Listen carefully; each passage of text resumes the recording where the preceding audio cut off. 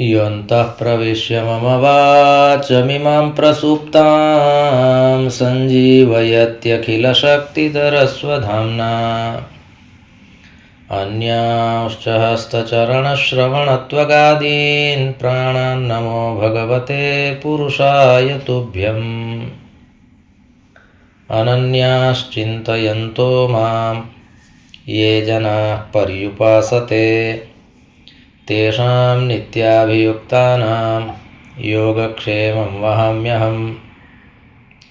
सदाशिवसमारम्भां शङ्कराचार्यमध्यमाम् अस्मदाचार्यपर्यन्तां वन्दे गुरुपरम्पराम्। गुरुर्ब्रह्मा गुरुर्विष्णुः गुरुर्देवो महेश्वरः गुरुः साक्षात् परं ब्रह्म तस्मै श्रीगुरवे नमः। ओम शांति शांति शांति। परमश्रद्धेयाः परमपूज्याः प्रातस्मरणीयाः एतस्य प्रभासतीर्थस्य अधिष्ठातारः प्रथमज्योतिर्लिङ्गाः भगवन्तः श्री सोमनाथचरणाः भगवन्तः पुराणपुरुषोत्तमाः अस्माकं सद्गुरवः पूज्याः गुरवः शास्त्रप्रणयिनः विद्याव्यासंगिनः श्रवणभक्तिनिष्ठाः संस्कृतभाषानुरागिणः भवन्तः सर्वेपि सज्जनाः स्वजनाः। भगवतः पुराणपुरुषोत्तमस्य कृपाप्रसादेन विभोर्वात्सल्येन भगवत्पादानां श्रीमच्छङ्कराचार्याणाम् अनुकम्पया च अद्य पुनरेकवारम् अस्माभिः परमपावनेऽस्मिन् फाल्गुनमासे कृष्णपक्षे तृतीयायां सोमवासरे एतदनुसारं मार्चमासस्य 17 दिनाङ्के 25-उत्तर-द्विसहस्रतमे वर्षे विद्याव्यासंगं कर्तुं शास्त्रचर्चां कर्तुं भगवत्पादानां वाणीं गातुं श्रोतुं च अवसरः सम्प्राप्तः। इदमस्ति अस्माकं सर्वेषां परमं सौभाग्यम्। अत्रावसरे भवत्सु विराजमानं परमात्मानं नत्वा भवतां सर्वेषां स्वागतं च कृत्वा पुनरेकवारं वयं मङ्गलाचरणपूर्वकं विवेकचूडामणिं प्रविशामः। सर्ववेदान्तसिद्धान्तगोचरं तमगोचरं गोविन्दं परमानन्दं सद्गुरुं प्रणतोऽस्म्यहम्। भगवत्पादाः श्रीमच्छङ्कराचार्याः विवेकचूडामणौ ब्रह्मतत्त्वस्य चर्चां कुर्वाणाः सन्ति। दार्शनिकोऽयं ग्रन्थः। अत्र तत्त्वमसीति महावाक्यस्य उपनिषत्सु या विस्तृता चर्चा कृता वर्तते। वस्तुतः सामवेदस्य इदं महावाक्यमस्ति। उपनिषत्सु विस्तृता चर्चा कृता वर्तते। सा एव चर्चा पुनः अत्र भगवत्पादैः विवेकचूडामणौ अपि कृता अस्ति।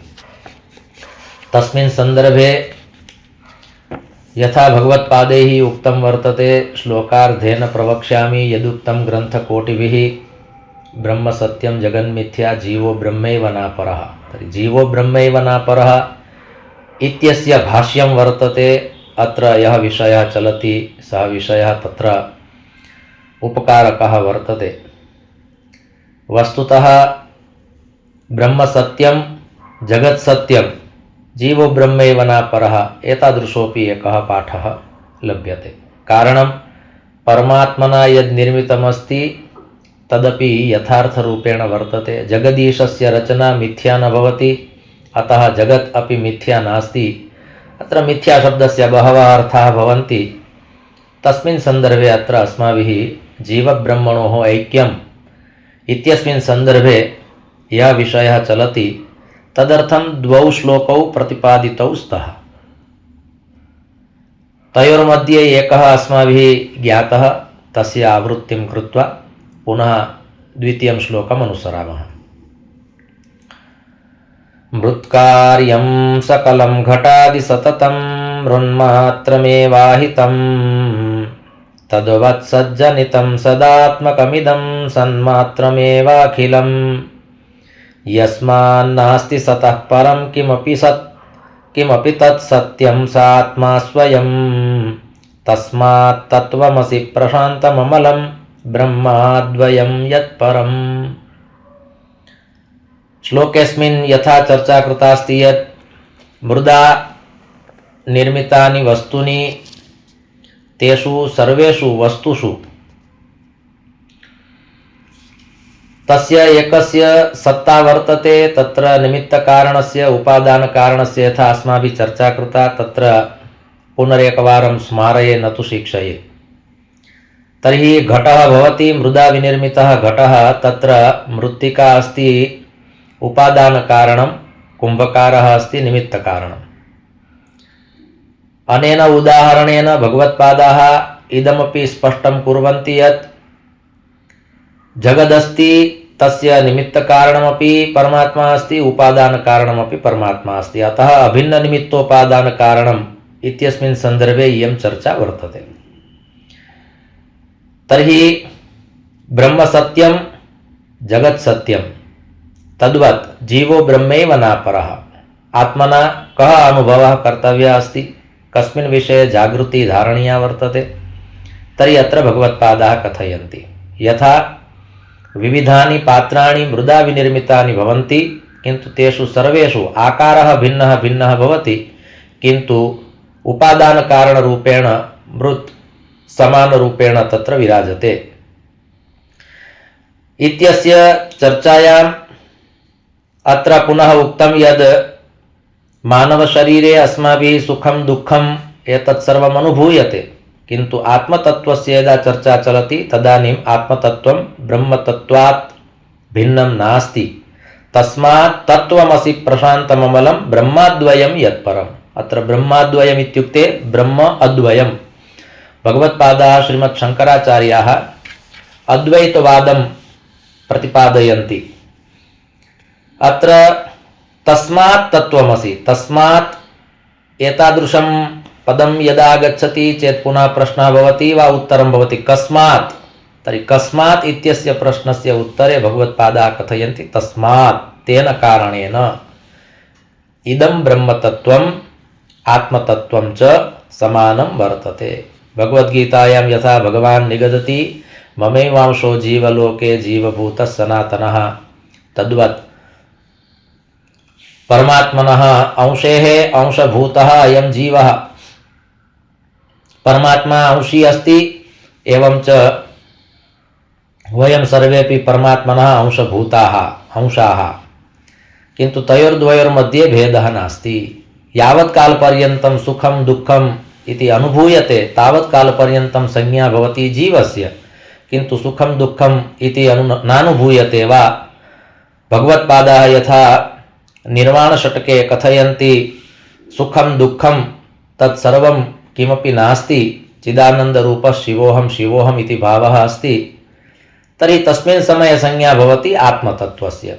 यावत् कालपर्यन्तं मायायाः प्रभावः भवति, यावत् कालपर्यन्तं सुखम् अनुभूयते, यावत् कालपर्यन्तं दुःखम् अनुभूयते, तत्र व्यतिरेकपद्धत्या निर्वाणषट्के यथा भगवत्पादे उक्तं त्रिषु वाक्येषु व्यतिरेकपद्धतिः, एकस्मिन् वाक्ये अन्वयपद्धतिः।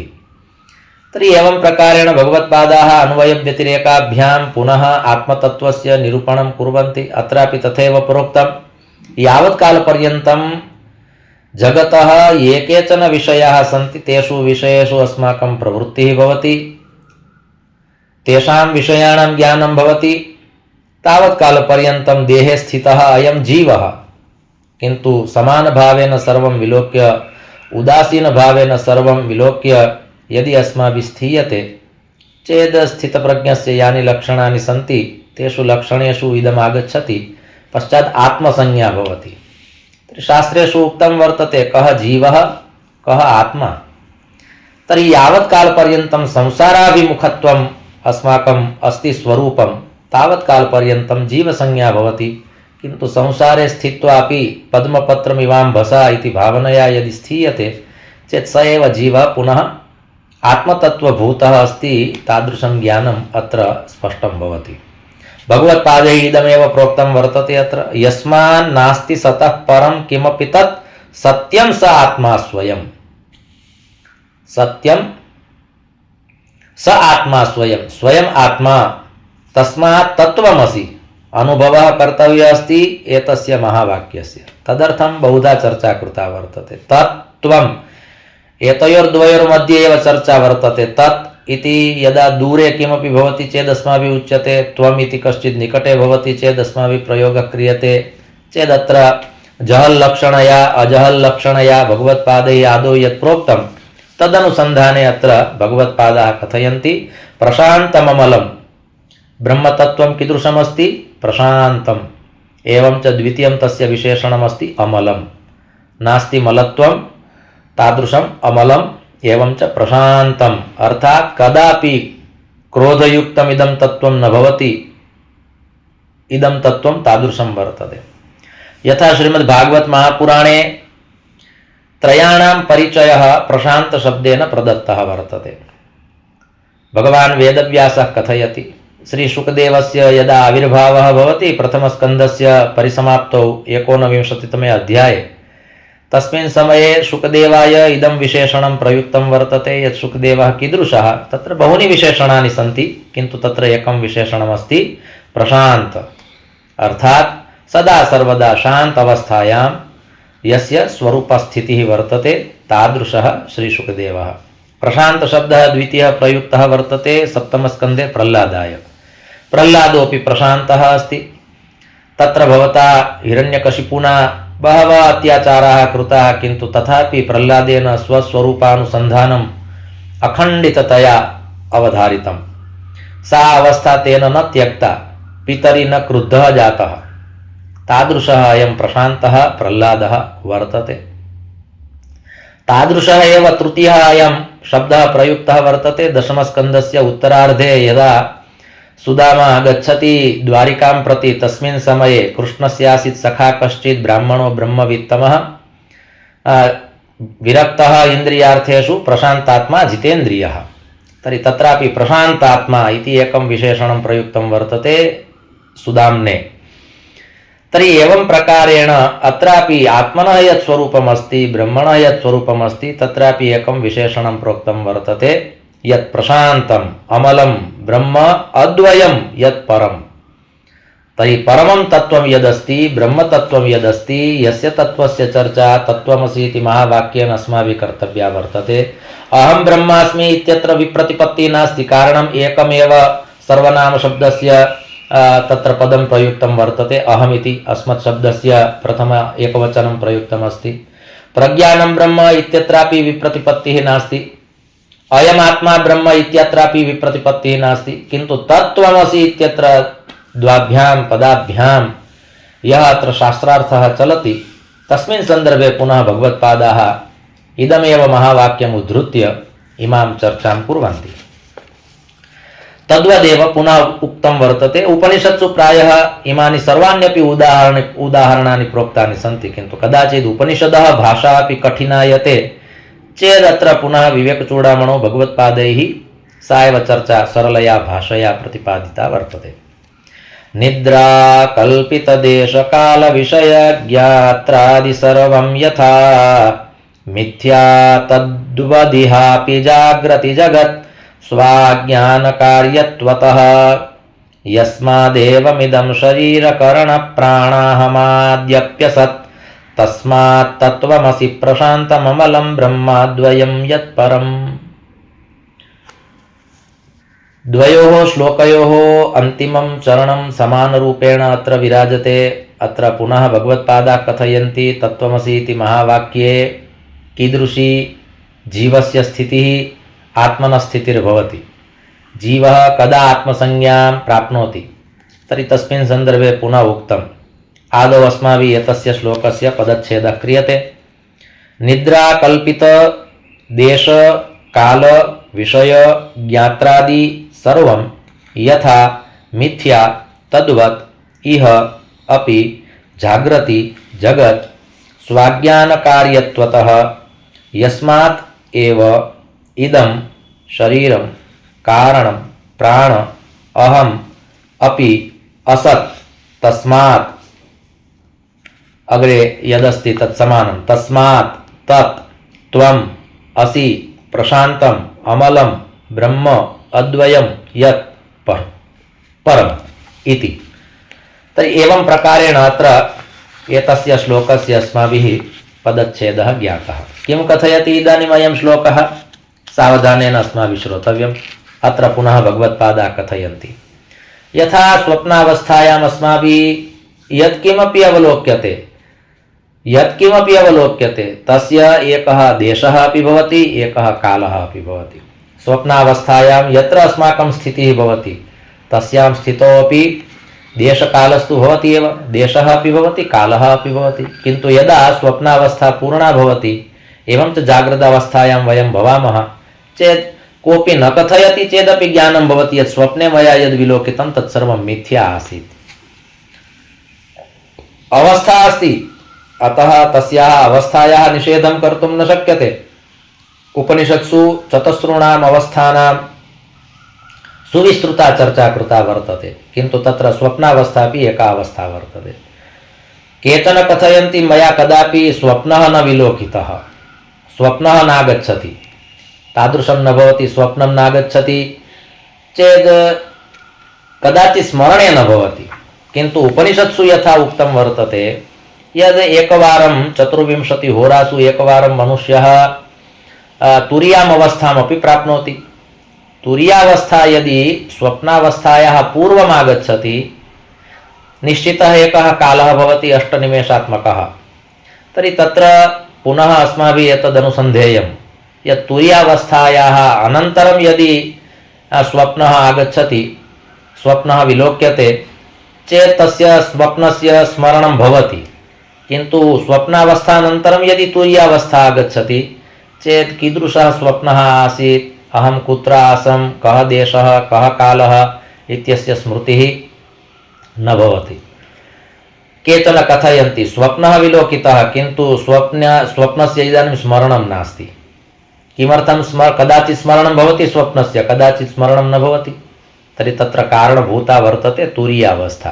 तुरीयावस्था कदा सम्प्राप्ता अस्माभिः?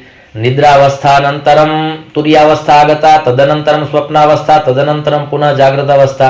रात्रौ यदा अस्माभिः शयनं क्रियते तस्मिन् समये एताः सर्वाः अपि अवस्थाः क्रमेण तत्र आगच्छन्ति।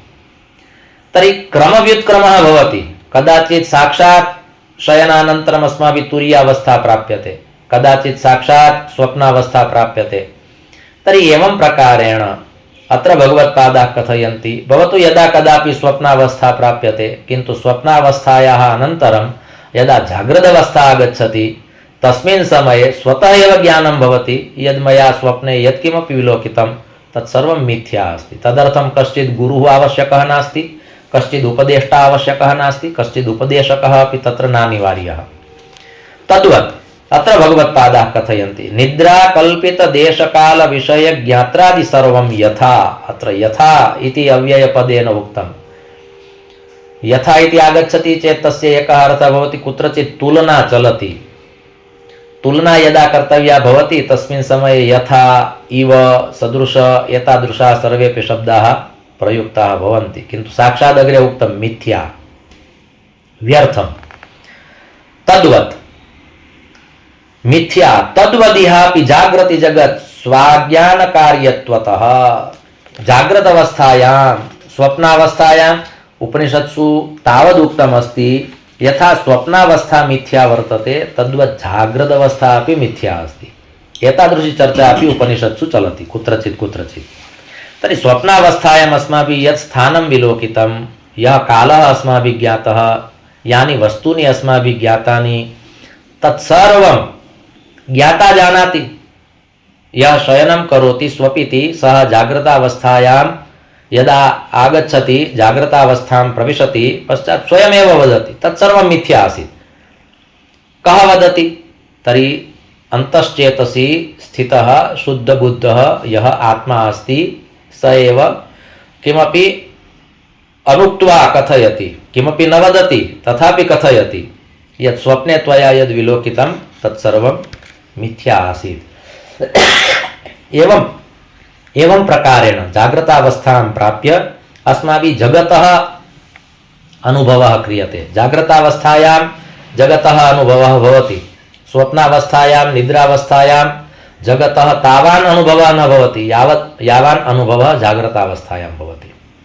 तर्हि अत्र पुनः भगवत्पादाः कथयन्ति जाग्रतावस्थायां यः अनुभवः क्रियते सोऽपि अनुभवः मिथ्या अस्ति इति अत्र कथनस्य तात्पर्यं वर्तते। कारणम् इदं जगत् अज्ञानकारणेन अस्ति। अज्ञानकारणेन अस्ति। जगतः स्थितिः तावत् कालपर्यन्तम् अस्ति यावदस्माकम् अज्ञानस्य स्थितिः अस्ति। यावत् ज्ञानं भवति पश्चात् ज्ञानिनः कथयन्ति वयं कदा कुत्र भवामः इत्यस्यापि बोधः न भवति। ये महात्मानः भवन्ति, सन्तचरणाः भवन्ति, अनुभवसम्प्राप्ताः महानुभावाः भवन्ति, तत्र देशकालादि सर्वं विस्मर्यते। श्रीमद्भागवत महापुराणस्य माहात्म्ये यथा उक्तम् वर्तते देहगेहात्मविस्मृतिः। तर्हि कदा आगच्छति इयम् अवस्था? यदा पूर्णबोधः भवति, यदा आत्मज्ञानं भवति, यदा तादृशी स्थितिः सम्प्राप्यते, यदा मनुष्यः सः जीवः स्वरूपेण व्यवस्थितिः स्वस्वरूपानुसन्धानं करोति, तस्मिन् समये इयं दशा आगच्छति, इयं स्थितिः भवति। न देशस्यापि अनुभवः भवति, अनुसन्धानं भवति, ज्ञानं भवति, न कालस्यापि अनुसन्धानं भवति। अहं कुत्र अस्मि, कः अस्मि इत्यस्यापि बोधः न भवति। यथा सद्गुरोः स्वरूपं कीदृशम् इत्यस्मिन् सन्दर्भे भगवत्पादाः कथयन्ति, तद्वत् अत्र उक्तं वर्तते। महापुरुषाणां गुरूणां सद्गुरूणाम् एतादृशी स्थितिः भवति। ते जगति विद्यमानाः भवन्ति, किन्तु तथापि ते जगति अविद्यमानाः भवन्ति। ये पश्यन्ति ते कथयन्ति अत्र ते सन्ति, किन्तु ते कुत्र भवन्ति इति ते एव जानन्ति। कारणं जगता सह तेषां सम्पर्कः सूक्ष्मजगति कदापि न भवति। स्थूलजगति ये पश्यन्ति ते कथयन्ति ते अत्र विराजमानाः सन्ति।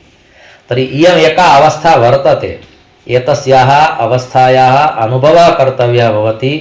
चर्चया कदाचित् ज्ञानं न भवति, किन्तु चर्चा एतस्मात् कारणात् कृता वर्तते यद् एतादृशी स्थितिः अस्ति इति कृत्वा चर्चा अस्ति, किन्तु अस्माभिः कदाचित् सा स्थितिः न सम्प्राप्ता इति कृत्वा अस्माभिः विचार्यते यद् एतादृशमपि किं भवति, किन्तु भवति। शास्त्रेषु उक्तमस्ति, महापुरुषैः उक्तं वर्तते इति कृत्वा एतत् सर्वं भवति, भवितुमर्हति। अस्माभिः ईश्वरः न दृष्टः इत्यस्य तात्पर्यं तादृशं नास्ति यद् ईश्वरः नास्ति। अस्माभिः बहवः देशाः न विलोकिताः, किन्तु तेषाम् अस्तित्वं वर्तते। वायुः अस्माभिः नावलोक्यते, तथापि तस्य अस्तित्वं तु अस्ति एव, किन्तु अस्माभिः अनुभूयते, तस्य स्पर्शः भवति इति कृत्वा वयं वदामः वायुः अस्ति। तद्वत् इयं स्थितिः अपि वर्तते। तर्हि एतस्मिन् सन्दर्भे पुनः भगवत्पादाः कथयन्ति शरीरम्, इन्द्रियाणि, प्राणाः, अहंकार एतत् सर्वम् असत्, मिथ्या अस्ति। तर्हि आचार्यचरणैः श्रीमद्वल्लभाचार्यैः यथा उक्तं वर्तते देहाध्यासः, इन्द्रियाध्यासः, अंतःकरणाध्यासः, तद्वत् स्वरूपविस्मृतिः, पञ्चस्थानानि तादृशानि प्रोक्तानि सन्ति। अत्र एकेनैव वाक्येन भगवत्पादैः तदेव प्रोक्तं वर्तते। आचार्यचरणानां प्रायः परस्परः विरोधः कदापि न भवति। अस्माभिः विचार्यते आचार्यचरणैः श्रीमद्वल्लभाचार्यैः शुद्धाद्वैतसम्प्रदायः प्रदत्तः वा वादः प्रदत्तः, तत्र भवता श्रीमच्छङ्कराचार्येण अद्वैतवादः प्रदत्तः, किन्तु प्रायः सर्वेषु वादेषु अन्ततो गत्वा अद्वैतशब्दस्तु आगच्छत्येव। भवतु शुद्धाद्वैत, अत्र शुद्धशब्दः योजितः, अद्वैतशब्दस्तु अस्त्येव। तर्हि तात्पर्यरूपेण सर्वेषां सङ्गतिः भवति, शृङ्खला एव वर्तते। एते सर्वेपि वादाः सन्ति, तेषां सर्वेषामपि वादानां यथा रामानुजाचार्यस्य वादः अस्ति विशिष्टाद्वैतवादः, तत्र अग्रे विशिष्टशब्दः स्थापितः, अद्वैतशब्दस्तु पृष्ठे अस्त्येव इत्यस्य तात्पर्यं भवति। रामानुजाचार्याः अपि कथयन्ति शङ्कराचार्यम् अनुसरामि, किन्तु अग्रे केवलम् अस्माभिः विशिष्टशब्दः संस्थाप्यते, अद्वैतभावस्तु तत्र वर्तते एव।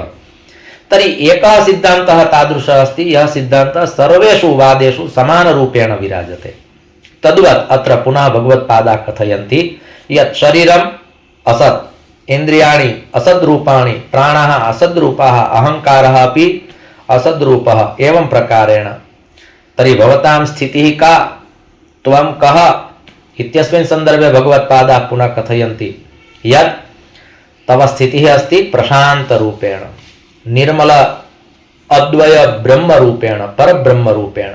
स्वप्नेषु विलोकिताः देशाः, स्वप्नेषु विलोकिताः कालाः, स्वप्नेषु विलोकितानि वस्तूनि एतेषां सर्वेषामपि ज्ञाता स्वप्नावस्थायां त्वमेव आसीः किन्तु जागृतावस्थायां त्वमेव असि यत् त्वं स्वयं कथयसि यत् स्वप्नावस्थायां यदा अहं साक्षिरूपेण स्वप्नावस्थायाम् आसं तस्मिन् समये मया ज्ञातं यद् एतत् सर्वं वास्तविकम् अस्ति, किन्तु जागृतावस्थां प्राप्य पुनः त्वया एव उक्तं, केनापि न प्रबोधितः, त्वया एव उक्तं यत् स्वप्ने यद् मया विलोकितं तत् सर्वं मिथ्या अस्ति। तद्वत् अत्रापि त्वया ज्ञेयं वर्तते, किन्तु स्वप्नाभिमानी जीवः यदा जागृतः भवति चेद् आत्मा पुनः कथयति सा स्थितिः तव नास्ति या स्थितिः त्वया स्वप्ने विलोकिता। भगवत्पादा तावत् कथयन्ति जागृतावस्थायां संसारे तव या स्थितिः अस्ति सा स्थितिः अपि शाश्वती त्वदीया नास्ति। एवं भावः त्वया कर्तव्यः। कारणम् अज्ञानेन यत् जगत् अस्माभिः निर्मीयते तत् जगत् भिन्नं भवति। परमात्मना एकं जगत् निर्मितं किन्तु तत् जगत् मिथ्या नास्ति। अस्माभिः उच्यते जगत् मिथ्या अस्ति, किन्तु परमात्मा कथयति मिथ्या नास्ति। किन्तु स्वप्नावस्थायाम् अस्माभिः यस्य जगतः निर्माणं क्रियते तत् जगत् मिथ्या अस्ति। एवं च जागृतावस्थायाम् अस्माभिः यदेकं जगत् निर्मितम् अस्ति तत् जगत् अपि मिथ्या अस्ति इति भगवत्पादाः अत्र कथयन्ति। तर्हि एतस्य अज्ञानरूपस्य जगतः निवारणं कदा भवति, नाशः कदा भवति, यदा आत्मबोधः भवति। तर्हि भगवत्पादानाम् एकः ग्रन्थः अस्ति आत्मबोधः, भगवत्पादानाम् अपरः एकः ग्रन्थः अस्ति तत्त्वबोधः। एतयोः द्वयोः ग्रन्थयोः यदि आश्रयः क्रियते चेदपि ज्ञातुं शक्यते यत् जाग्रतावस्थायां यत् जगत् अस्ति तस्य किं स्वरूपं, स्वप्नावस्थायां यत् जगत् भवति तस्य किं स्वरूपं। निद्रावस्थायाः अपि वर्णनं कृतं वर्तते। निद्रावस्थायाम् अस्माकं श्वासप्रश्वासाः चलन्ति, कुत्रचित् एकस्मिन् स्थाने अस्माकं स्थितिर्भवति, किन्तु अन्यत् सर्वम् अस्माभिः विस्मर्यते। अहं देशे अस्मि वा विदेशे अस्मि, पुरुषः अस्मि वा नारी अस्मि, अहं पर्यङ्के अस्मि वा भूतले अस्मि, अहं सुखी अस्मि वा दुःखी अस्मि, अहं धनाढ्यः अस्मि वा दरिद्रः अस्मि, एतत् सर्वं निद्रावस्थायां विस्मर्यते। स्वप्नावस्थायां पुनः कदाचित् आगच्छति सा स्थितिः नाम अहं सुखी अस्मि, अहं विदेशे अस्मि, केनचित् सह मम वार्ता चलति, अहं पर्यटन विविधान् लोकान् विविधेषु लोकेषु मम पर्यटनमस्ति, एतत् सर्वं स्वप्नावस्थायां विलोक्यते। अर्थात् स्वप्नावस्थायामपि सुखमपि भवति दुःखमपि भवति। तुरीयावस्थायां एतासु स्थितिषु एकापि अवस्था तादृशी नास्ति या तुरीयावस्थायां भवति। निद्रावस्थायाः स्थितिः अपि वर्णिता वर्तते, किन्तु अत्र भगवत्पादाः कथयन्ति अज्ञानस्य जगत् यदा नष्टं भवति तदानीम् अयं बोधः स्वतः एव भवति, आत्मज्ञानं भवति। आत्मज्ञानं भवति इत्यस्य अर्थः भवति अस्माकं शरीरे आत्मा अस्ति, ज्ञानमप्यस्ति, किन्तु अज्ञानस्य यदेकम् आवरणम् आगतमस्ति तेन कारणेन अस्माभिः तस्य ज्ञानस्य अनुभवः न क्रियते, तस्य ज्ञानस्य अनुभूतिर्न जायते। यथा आकाशे सूर्यः भवति, किन्तु सूर्यस्य अग्रे यदि मेघः आगच्छति चेत् किन्तु वयं जानीमः तस्य मेघस्य स्थितिः कियत् कालपर्यन्तं वर्तते। कश्चित् वायुः प्रवहति चेत् वायुना पुनः सः मेघः अपसार्यते चेत् पुनः स्पष्टरूपेण सूर्यः अस्माभिः विलोक्यते। तद्वत् ज्ञानरूपः वायुः आगच्छति, गुरुरूपः कश्चित् वायुः आगच्छति चेत् अज्ञानस्य यद् आवरणमस्ति तदावरणं यदा व्यपगतं भवति तस्मिन् समये साक्षात् बोधः भवति। एतादृशी स्थितिः आत्मनः स्थितिः अत्र भगवत्पादैः प्रतिपादिता वर्तते। यदि एकवारम् अस्माभिः जागृतावस्था प्राप्ता पश्चात् सर्वं मिथ्या आसीत् इति स्वतः एव अस्माभिः ज्ञातुं शक्यते। तदर्थं कस्यचित् अन्यस्य जनस्य आवश्यकता न भवति।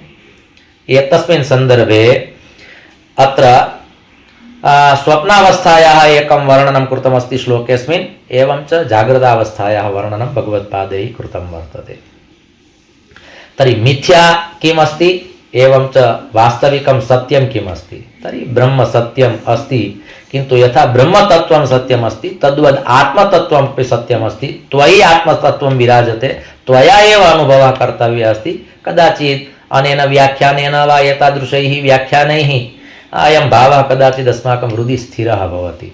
यः शास्त्राणि न पठति सोऽपि स्वप्नावस्थां परित्यज्य जागृतावस्थां प्राप्नोति चेत् स्वतः एव जानाति यत् स्वप्ने विलोकितं तद् मिथ्या भवतु तेन कदाचित् विवेकचूडामणि अयं ग्रन्थः श्रुतः वा न श्रुतः, शास्त्राणि पठितानि वा न पठितानि, संस्कृतजगति सः अस्ति वा नास्ति, सोऽपि जानाति।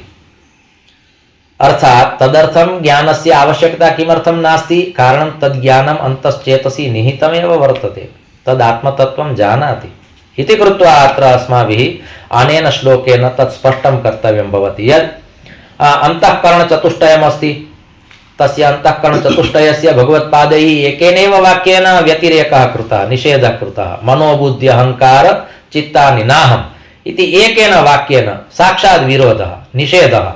तर्हि नास्ति नास्ति नास्ति इति त्रिषु वाक्येषु उक्तं, तर्हि किम् अस्ति? तर्हि चिदानन्दरूप शिवोऽहं शिवोऽहम् इति अन्वयपद्धत्या पुनः तेषु सर्वेषु श्लोकेषु एकेन वाक्येन तत् सिद्धं कृतमस्ति भगवत्पादैः।